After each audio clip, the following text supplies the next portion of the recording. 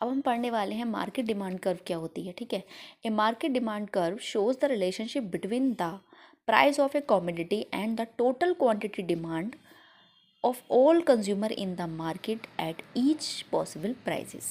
Keep other factors constant ceteris paribus. ठीक है,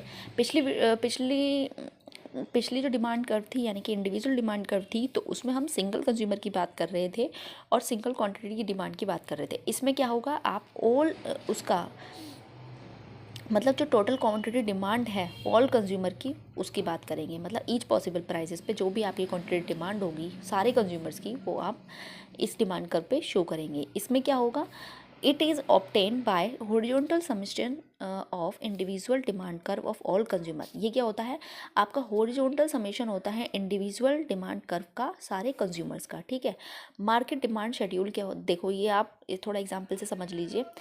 price of A goods क्या था, 10 था, 8 था, 6 हुआ, फिर 4 हुआ, फिर 2 हुआ, मतलब घटता रहा था ये।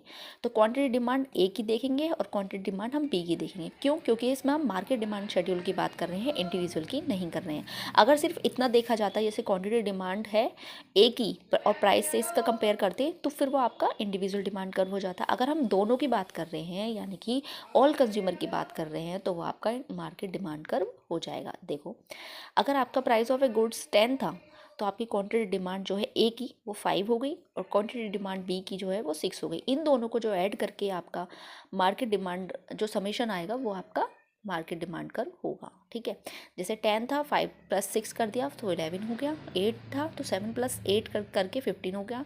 6 था, 10 + 12 करके 22 हो गया। और 4 था प्राइस, तो 15 + 16 करके आपका 31 हो गया।